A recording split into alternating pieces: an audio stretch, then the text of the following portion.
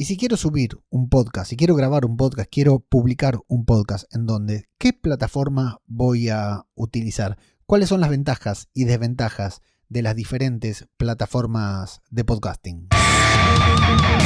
¿Qué tal? ¿Cómo les va? Yo soy Ajeno al Tiempo, les doy la bienvenida a Todo por un Daily, la versión express de Todo por un Podcast. Hoy para hablar otra vez sobre plataformas de podcasting, porque desde la última vez que hemos hablado hay algunas cosas que han cambiado, o muchas cosas que han cambiado, por supuesto.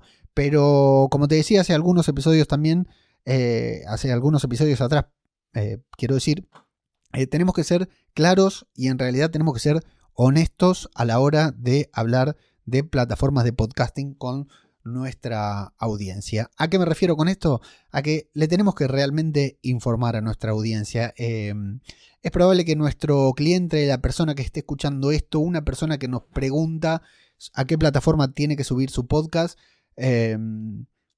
no tenga la información completa, porque esta información no está, esta información no es tan fácil como subir un video a Instagram, una publicación, abrirte una cuenta de Instagram o abrirte una cuenta en TikTok, ¿no? Yo muchas veces digo, para poner un ejemplo, ¿no? A ciertas personas mayores le digo, mira, si te abriste un Tinder, podés hacer tal cosa, podés hacer tal otra. Subir un podcast no es tan fácil como abrirte Tinder, ¿no?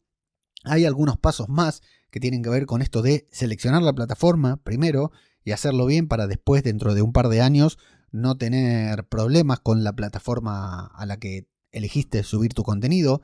Además, tenés que tener también cierto conocimiento no técnico, pero que no se puede encontrar de manera tan fácil en las plataformas, como es el de copiar y pegar el feed RSS en las principales plataformas de podcasting para que el feed se propague, el podcast se propague y aparezca en todos los reproductores de podcast. Es decir, vos copiando tu feed en Spotify, Apple e iVoox, te asegurás de que tu podcast aparezca, no sé, diría en el 99% de los reproductores de podcast. Tal vez queda uno en el que no aparezca, ¿verdad?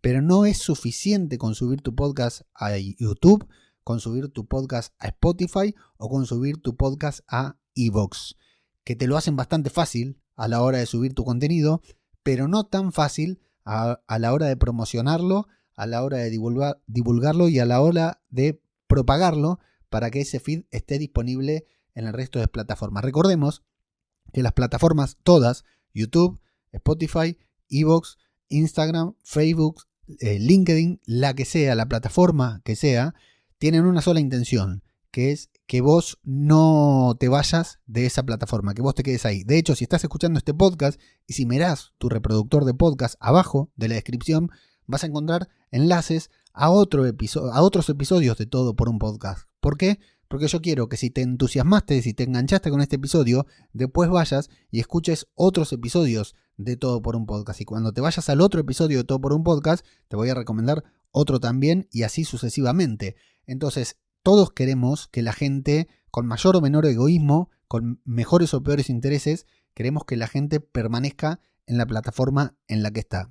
Spotify quiere que vos escuches su contenido en Spotify, YouTube quiere que vos te quedes viendo contenidos en YouTube, TikTok lo mismo, iVoox lo mismo y así sucesivamente. Entonces, es información que tenemos que transmitir de manera coherente y si estás pensando en lanzar un podcast, tenés que asesorarte bien sobre los pros y los contras, no solo de la simpleza, no solo de la sencillez que pueda resultar abrirte una cuenta en Spotify, abrirte una cuenta en iVoox, abrirte una cuenta en YouTube, por ejemplo.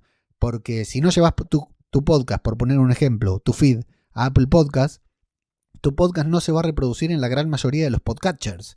Y las personas que escuchan podcast lo hacen en podcatcher, pocas lo hacen en plataformas. La gran mayoría lo hacemos en algún podcatcher, Podcast Addict, Podchaser o lo que fuera. Creo que Podchaser no es creo que es una página, no es una plataforma. Quise decir Pocketcast.